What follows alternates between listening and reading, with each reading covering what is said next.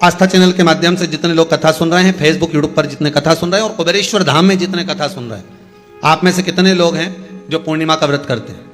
जो माताएं करती हो जरा हाथ उठाइए। पूर्णिमा का व्रत जो करते हो ना आप लोग, रखिए हाथ। अब पूर्णिमा के व्रत में आपने कई बार किताब पढ़ी होगी पूर्णिमा की, या आपने व्रत किया होगा, या पूर्णिमा का व्रत आप धारण करे होगे, तो उसमें पूजन कौन से भगवान की होती है? पूर्णिमा के व्रत में किस भगवान की पूजन होती है? तो कहा पूर्णिमा के व्रत में केले के खंभ लगाकर पूर्णिमा का जो अध्यापन होता है, पूर्णिमा की जो पूजन होती है, उस पूजन में शंकर और पार्वती की पूजन की जाती है, शिव और नारायण की पूजन करी जाती है, शंकर और पार्वती का स्मरण किया जाता है।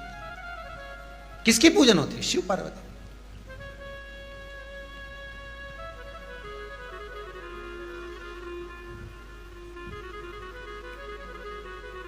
क्यों शंकर और पार्वती का पूजन क्यों करा जाता है पूर्णिमा के व्रत में? क्योंकि शिव और माता पार्वती ही केवल एक ऐसे हैं जिन्होंने अपूर्ण लक्ष्मी को भी पूर्ण बना दिया था। किसको पूर्ण बनाया है? लक्ष्मी। शरद पूर्णिमा के दिन अगर आप शंकर भगवान को एक लोटा पानी अगर शिव को समर्पित कर रहे हो, श्वेत पुष्प को रखकर शंकर जी के ऊपर सफेद फूल को चढ़ाकर अगर एक लोटा जल भी, एक पात्र जल भी शंकर को समर्पित कर रहे हो, तो ये लक्ष्मी के लिए ही तो कर रहे हो। और कौन सी लक्ष्मी? पूर्ण लक्ष्मी। पूर्ण लक्ष्मी। आपको पहले भी कथा में कहा, एक बार भगवान विष्णु के सामने लक्ष्मी मैया ने बहुत तेज स्वर में कह दिया था, नारायण, दुनिया के लोग आपका नाम जपते हैं, दुनिया के लोग नारायण नारायण कहते हैं, दुनिया के लोग आपका भजन करते हैं, पर सत्य मायने में कहूं ना तो मेरे बिना दुनिया के लोगों की नहीं चल सकती, मेरे बिना दुनिया नहीं चल सकती, संसार मेरे बिना नहीं चल सकता। भगवान विष्णु ने कहा ये तो गलत है लक्ष्मी आपका कहना। एक दिन लक्ष्मी को अहंकार आ गया, अहंकार के संबोधन जब माता लक्ष्मी कहने लगी तो भगवान उसी समय पर भगवान विष्णु को क्रोध आ गया और भगवान विष्णु ने कह दिया, लक्ष्मी तू इतनी बड़ी बड़ी बात कहती है कि तेरे बिना नहीं रह सकती संसार? मैं तुझे कहता हूं लक्ष्मी तू अपूर्ण है, तू अपूर्ण है, तू पूर्ण कब हो गई?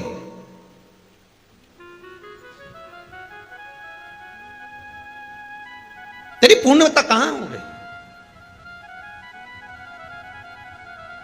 लक्ष्मी की आंख से आंसू बहने लगे। आज आपने मुझे अपूर्ण कहा है, आपको मालूम है आप मुझे अपूर्ण कह रहे हो? आपको यह ज्ञात हो रहा है आप मुझे अपूर्ण कर रहे हो?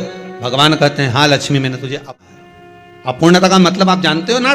भगवान कहते हैं लक्ष्मी मैं सब जानता हूं। लक्ष्मी रोती हुई माता सरस्वती के पास पहुंच गई। सरस्वती ने पूछा क्या बात है लक्ष्मी, क्यों रो रही हो? लक्ष्मी जी ने कहा क्या बताऊं सखी, मेरे पति ने आज मुझे अपूर्ण कह दिया है। तो क्यों रो रही है तू? अपूर्ण अगर कह दिया, पति ने ही तो कहा है ना, तो क्यों रोना? चल मेरे साथ में। और सरस्वती मैया माता लक्ष्मी को लेकर सीधे पहुंच गई माता पार्वती के यहां। माता पार्वती के यहां जब पहुंची है, माता पार्वती जी ने लक्ष्मी जी को देखा और सरस्वती को देखा तो पूछा कि बात क्या है, क्या हो गया ऐसा, क्या हुआ, क्या है ऐसा जो तुम दोनों आज मेरे पास में आई हो? क्या हुआ? पार्वती जी कुछ बोलती, शिव जी का ध्यान माता सरस्वती की ओर और लक्ष्मी की ओर गया और भगवान शंकर जान गए कि आज भगवान नारायण ने लक्ष्मी जी को अपूर्ण कहा है। अब देखें माता पार्वती क्या कर सकती है, इसको पूर्ण बनाने के लिए करेगी क्या? क्या हुआ? माता सरस्वती जी बोली लक्ष्मी को अपूर्ण कह दिया। अपूर्ण कह दिया? हाँ, तो क्या सोचना उसके लिए, इसको मैं अभी पूर्ण बना देती हूं।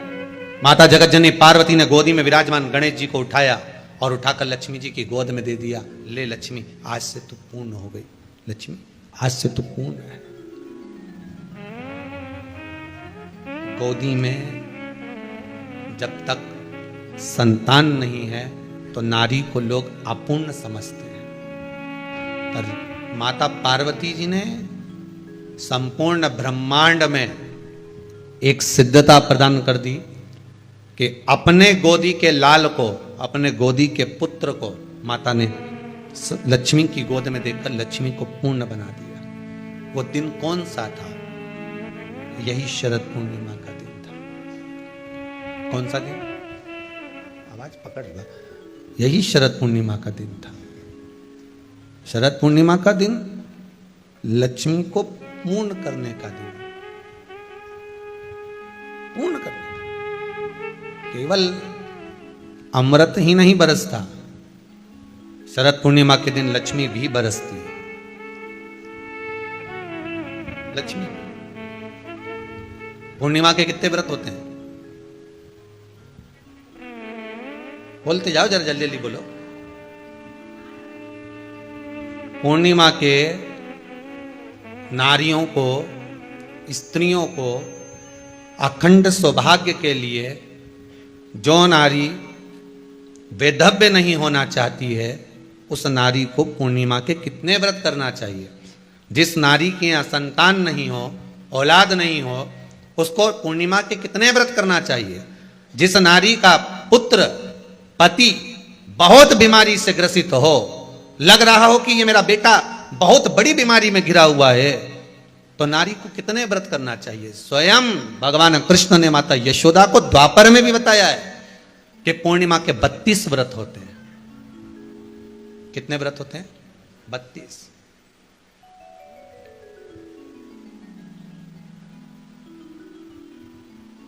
स्वयं भगवान कृष्ण यशोदा रानी को, माता यशोदा जी को भी बता रहे हैं 32 व्रत। अब आपको किसी ने बता दिया होगा कि 8 कर लो, 7 कर लो, 6 कर लो, 12 कर लो, इसलिए आपने बोला कि 12 कर लीजिए, 32 कर लीजिए। अरे यहां तो द्वापर की कथा भी कहती है। यशोदा जी ने एक बार भगवान कृष्ण को रोक कर कह दिया, ए कन्हैया रुको। बोले बोलो मां क्या बात है? कन्हैया जरा रुकिए, इधर आओ जरा। भगवान कृष्ण आए। हाँ मां बोलिए। किस जगह का प्रसंग है ये? जिस समय पर राधा रानी कुरुक्षेत्र में नंद बाबा और यशोदा जी को लेकर कुरुक्षेत्र के कुंड में, ब्रह्म सरोवर में स्नान कराने के लिए लेकर जाती है, ग्रहण का समय पर। और जब भगवान कृष्ण उस कुरुक्षेत्र के उस सरोवर में स्नान करने आते हैं, तब यशोदा जी ने अपने लाला से प्रश्न किया है, पूछा है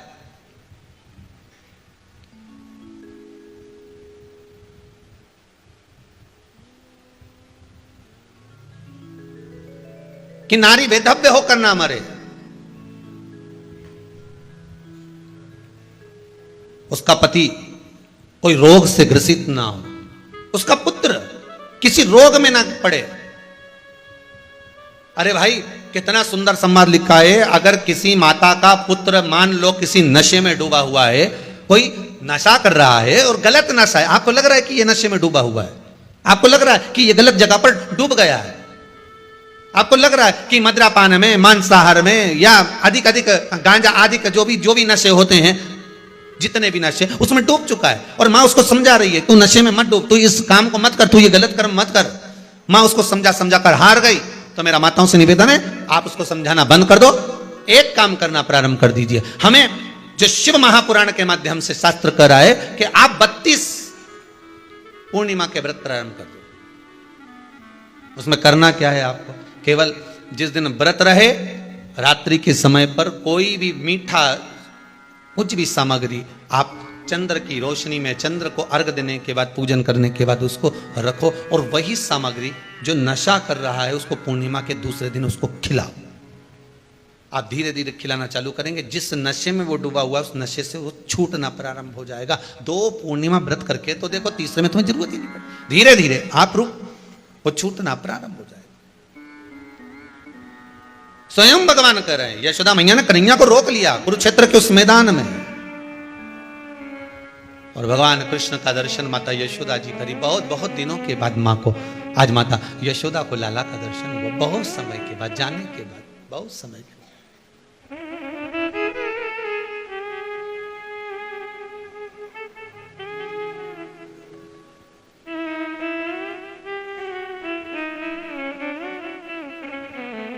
आज नयन में यशोदा जी के बड़ा भाव था, बचपन कन्हैया का ध्यान में आ रहा था।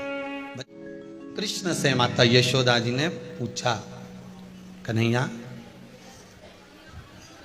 मान लो किसी नारी का पुत्र या पति रोग से ग्रसित हो,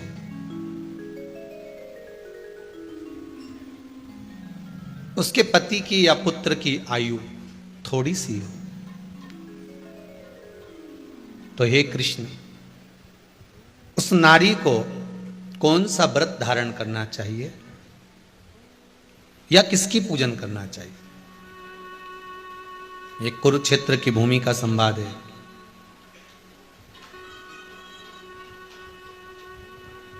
भगवान कह रहे हैं, मां, अगर नारी अपने पुत्र और अपने पति के लिए, उसकी उम्र की वृद्धि के लिए, रोग मुक्ति के लिए, विश्व के ताप को कम करने वाले चंद्रदेव की आराधना, पूर्णिमा के व्रत को धारण करती है, तो नारी उस व्रत के प्रभाव से अपने पुत्र और पति की बीमारी को, रोग को हर लेती है।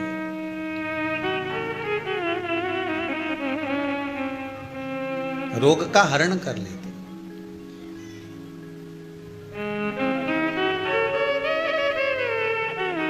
महाराज,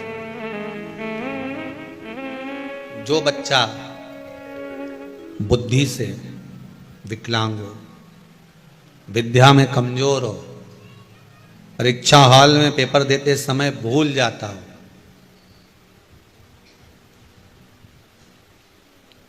विवेक काम ना करता हो, तो निवेदन है, किसी भी पूर्णिमा की रात्रि को 12 बजे गाय के, गौ माता देसी गाय के जो 4 थन होते हैं, उन 4 थन में से जो आगे के थन होते हैं, 2 पीछे की ओर होते हैं, 2 आगे की ओर होते हैं, तो जो आगे के 2 थन हैं, उस थन का दूध निकलवा लिया जाए, और उस दूध का कोई भी मीठा पदार्थ बनाओ तो ठीक है, ना बनाओ तो उसी दूध में शक्कर मिलाकर पूर्णिमा की रात्रि को, जो विवेक से कमजोर हो, बुद्धि से कमजोर हो, या याद करा हुआ सब भूल जाते हो, या आपके लिए भी है, कोई चीज रखते हो भूल जाते हो, विवेक याद नहीं रहता, बुद्धि में इतना प्रबल बल नहीं आ पाता, याददाश्त कमजोर होती चली जा रही, तो किसी भी पूर्णिमा की रात्रि को 12 बजे गाय के आगे के 2 थन का दूध, उसमें कोई पदार्थ, शक्कर, गुड़ कुछ भी मिलाकर भगवान के चंद्रदेव की साक्षी में उसको पिला दिया जाए। महाराज, बार बार पिलाने की जरूरत ही नहीं पड़ेगी, एक ही बार में काम कर जाएगा और विवेक पूर्ण तरह से कार्य करने लगेगा। देसी गाय के आगे के 2 थन का दूध बड़ा प्रबल होता है।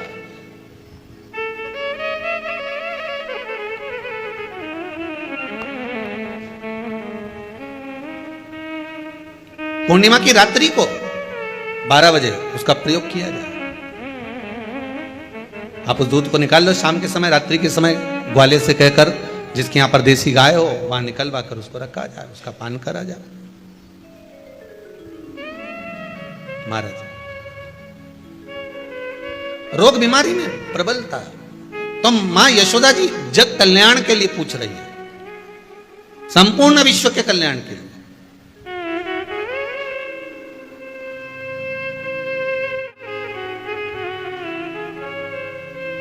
अरे कितना सुंदर संवाद है। स्कंद पुराण में समुद्र मंथन की तिथि, नक्षत्र, घड़ी, पल सब कुछ लिखा हुआ है कि समुद्र मंथन के लिए देवताओं ने इंतजार करा था। कब?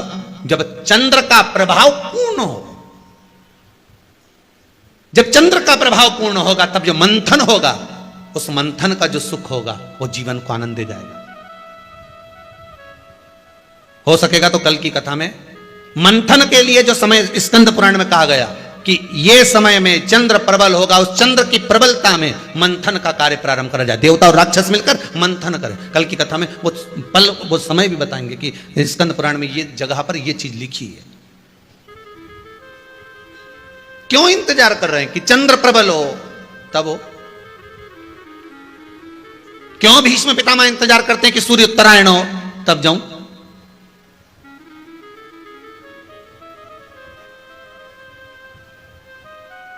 जब देवता 33 कोटि देवता उस चंद्र के इंतजार में रहते हैं कि ये चंद्र प्रबल होगा, तब जाकर ये चंद्र यहां पहुंचेगा, तब जाकर हम मंथन करेंगे, तब जाकर वो अमृत मिलेगा और उस अमृत को देवता धारण करेंगे तो वो आनंद पा जाएंगे। तो हम क्यों शरद पूर्णिमा छोड़ें? हम क्यों एक एक पूर्णिमा छोड़ें? एक एक पूर्णिमा के महत्व को जानिए। कोई पूर्णिमा साधारण नहीं है, कोई प्रदोष साधारण नहीं है, कोई शिवरात्रि साधारण नहीं है। 12 महीने शिवरात्रि पड़ती है, 12 महीने में प्रदोष पड़ते हैं, पर 12 महीने पड़ते हैं। हम उसका महत्व ही नहीं जान पाते। कौन से प्रदोष पर क्या करना है, कौन सी पूर्णिमा को क्या धारण करना है, कौन सी शिवरात्रि पर। कई लोगों को तो यहां तक नहीं मालूम था कि भाई श्रावण के महीने में भी शिवरात्रि आती है। वो तो बस लोगों के कि शिवरात्रि का पूजन हुआ, तो उसका स्मरण क्यों छोड़े हम? अगर ये वेद और शास्त्र ब्राह्मणों को दिए गए हैं, ये वेद और शास्त्र विद्वज्जन को दिए गए हैं, तो इसका स्मरण होना चाहिए कि हम निकालकर जनमानस तक ये चीज पहुंचाएं कि हमें इस दिन ये पूजन करना है। उसका स्मरण होना चाहिए।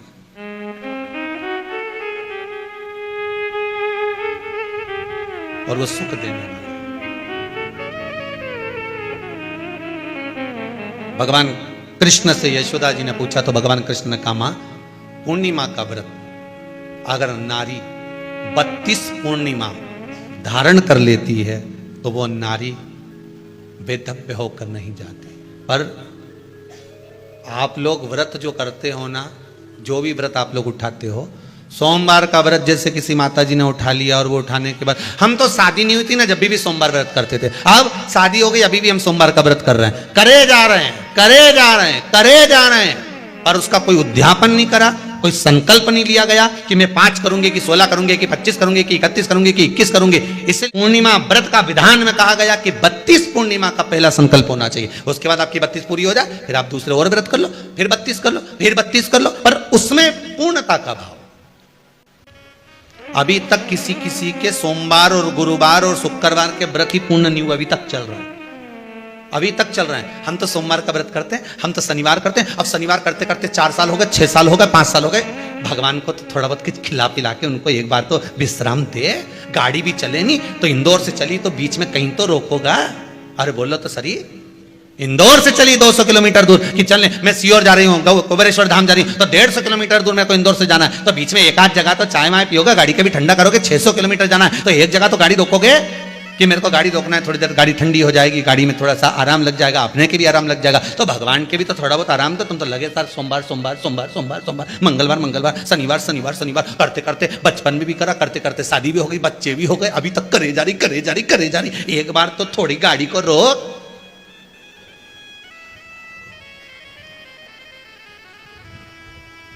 तो कर जा रहा है।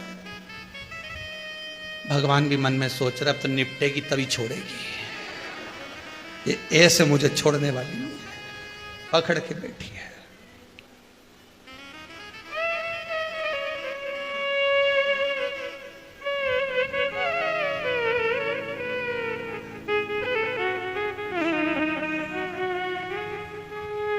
महाराज कोई भी व्रत आप करो, उस व्रत का एक संकल्प, एक नियम कि मैं इतने व्रत करूंगी, ये मेरा नियम। जैसे नवरात्रि के 9 दिन मैंने करे, व्रत धारण करे, 10वें दिन उसको छोड़ दिया।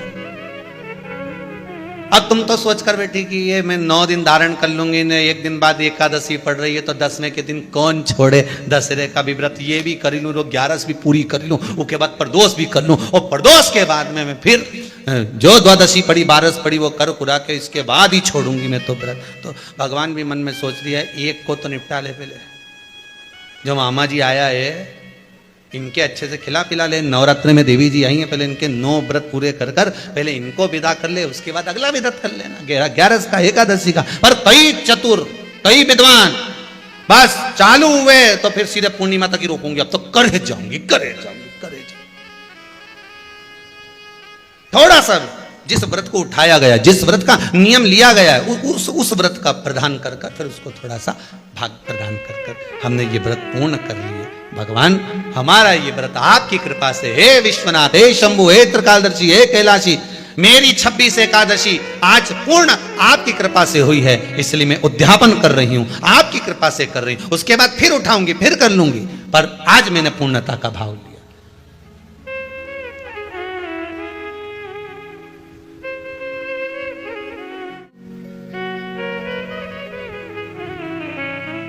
रोज मूंग की दाल रोटी, मूंग की दाल रोटी, मूंग की दाल रोटी, मूंग की दाल रोटी। एक आध दिन छोरा ही चिल्ला दे, एक आध दिन तो कोई तुअर की बना लो, अरहर की दाल बना लो। क्या मूंग की दाल बनाए मम्मी, क्या मम्मी? तो बोलो सही है कि गलत है? तो फिर एक आध दिन तुमने दाल चेंज करी तो तुमको भी लगा रे दाल में आपकी स्वाद आया। मैं तो सोची थी मूंग की दाल में स्वाद, तो थोड़ी अरहर की खाई तो थोड़ा स्वाद बढ़ा। उसी तरह रोज रोज वही तो स्मरण करो, मना नहीं। भजन में कोई कमी नहीं होना चाहिए, स्मरण में कोई कमी नहीं होना चाहिए। आप व्रत कर रहे हो, लगातार कर रहे हो, तो थोड़ा सा एक उद्यापन व्रत में जरूरी है। उद्यापन नहीं करो तो किसी विद्वान ब्राह्मण को घर में बुलाकर अभिषेक पूजन करा लो, उसको भोजन करा दो, दक्षिणा अधिक प्रदान कर कर उसको विदा कर दो, उसमें भी सुख का भाग, उसमें भी सुख का।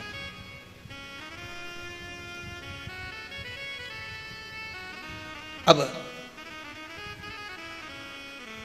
कितनी पूर्णिमा? जम के बोल दो, 32 पूर्णिमा। कौन कर रहे हैं? भगवान कृष्ण। किसको कर रहे हैं? माता यशोदा। यशोदा मैया को कृष्ण ने जो कहा उस पर संशय खड़ा हो गया। जब संशय खड़ा होता है तो व्यक्ति पूछता है, तुम वहां गए थे, तुम्हें कोई फायदा हुआ? संशय जब खड़ा होता पूछा जाता, किसने ये व्रत धारण किया? तुम्हें कुछ मालूम है? किसका होता है ये व्रत? भगवान कृष्ण ने कहा ये शंकर और पार्वती का व्रत है। किसका व्रत है? शिव और पार्वती का। पूर्णिमा का व्रत शंकर और पार्वती का व्रत है। तो कोई कहे कि ये तो भगवान कृष्ण का व्रत है, तो ये तो कृष्ण भगवान तो द्वापर में आए हैं, पर पूर्णिमा का व्रत तो स्वयं माता पार्वती जी ने भी धारण करा है। जिस समय पर कार्तिकेय महाराज को गंगा मैया प्रकट कर रही थी और तारकासुर का जब संहार करना था, तब माता पार्वती ने शंकर जी से पूछा था कि तारकासुर को मारने के लिए आपके पुत्र की जरूरत है, आपका पुत्र प्रकट कैसे होगा? क्योंकि आप तब साधना में लगे रहते हो। भगवान कहते हैं चिंता मत कर, तू एक काम कर, पूर्णिमा व्रत को धारण कर। मां पार्वती भी जिस व्रत को धारण करी है, तो कोई कोई ये द्वापर का व्रत है क्या?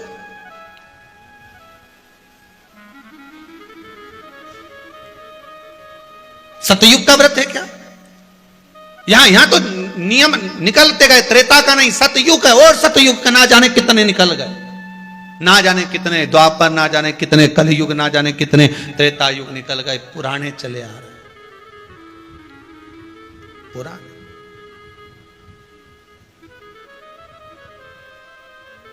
Old is gold. कितना ही नया नया फैशन लियाओ, पर पुराना पुराना ही होता है। कितना ही लिया नया नया, कितना ही लेकर, पुराना पुराना ही होता है। कितना ही बाल पे कलर कर लो, पर जड़ से जो निकलेगा वो तो सफेद ही है। बोलो सही है कि गलत है? सही है। तो किसी ने पूछा है ये ऊपर का तो काला हो जाएगा, पर जो निकलेगा उसका क्या होगा? तो कि जड़ अगर काली है, मतलब जड़ मजबूत है और जड़ में ही वो कलर भर दिया जाए, तो जितने निकलेंगे वो सब काले ही निकलेंगे। तो फिर कहा ये जड़ को पकड़ना पड़ेगा। तो बिल्कुल यहां तो शास्त्र कह रहा है कि कोई भी अगर आप प्रसंग धारण कर रहे हो, कोई भी आप नियम धारण कर रहे हो, कोई भी आप व्रत धारण कर रहे हो, या आप किसी भी तरह का पुण्य भाग धारण कर रहे हो, तो उसमें जड़ की मूलता होना चाहिए। जड़ कहां? केवल पूर्णिमा का व्रत कोई केवल द्वापर का नहीं है, केवल त्रेता का नहीं, ये तो सतयुग के भी आगे का निकल चल, ना जाने कितने सतयुग, कितने त्रेता, कितने द्वापर हुए, तब से चला आ रहा।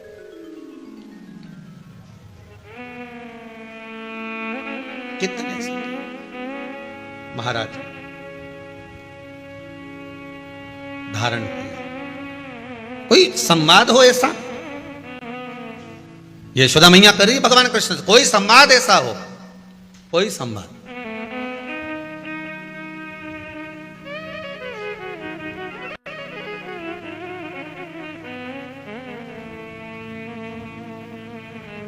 महाराज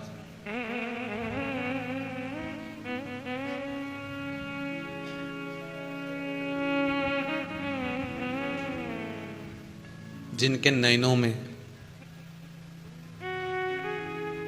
नंबर बढ़ते चले जा रहे हो, चश्मा उतर नहीं रहा हो, दूर का नहीं दिखे, कहीं किसी को पास का नहीं दिखे, रहते हैं।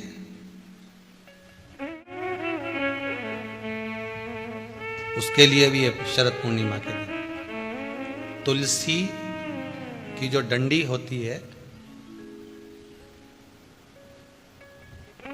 तुलसी जैसे बेलपत्र की जो ये डंडी है, ऐसे ही तुलसी का जो पत्ता होता है, उस पत्ते की जो डंडी होती है, उस डंडी को चंद्रमा को देखा जाता है, उस डंडी की जो कोर होती है, उस कोर को दृष्टि से मिलाया जाता है। शरद पूर्णिमा की रात्रि ठीक 12 बजे आप चंद्रमा की, जैसे चंद्रमा का भाग, उस चंद्रमा के भाग को आप उस डंडी के भाग से निहारने का प्रयास करिए। महाराज घर में आई है, घी का दिया लगाई है, उस घी के दीप को लगाने के बाद पूर्णिमा के दिन उस पर एक प्लेट थोड़ी तिरछी कर रख दो, जिससे उसकी कालोच, काय की, उस दीप की, घी के दीप की कालोच उस प्लेट पर आ जाए। थोड़ी सी कालोच ले लीजिए, 5-10 मिनट में आ जाएगी। उसको गाय के घी में मिलाकर आंखों में सुरमा लगाकर रात्रि को सो जाइए। 3 दिन बाद आप महसूस करेंगे कि नेत्र की ज्योति बढ़ना प्रारंभ हो रही है। नेत्र अब इस प्रयोग को करने में कोई धन लगा तुम्हारा? अरे बोलो तो सही, कोई दौलत लगी तुम्हारी, कोई संपदा, या फिर तुमने सियोर वाला महाराज के लाके खूब बटोर के दे दिया, कुछ लगा? नहीं। तुम करोगे, लाभ तुम्हें मिलेगा।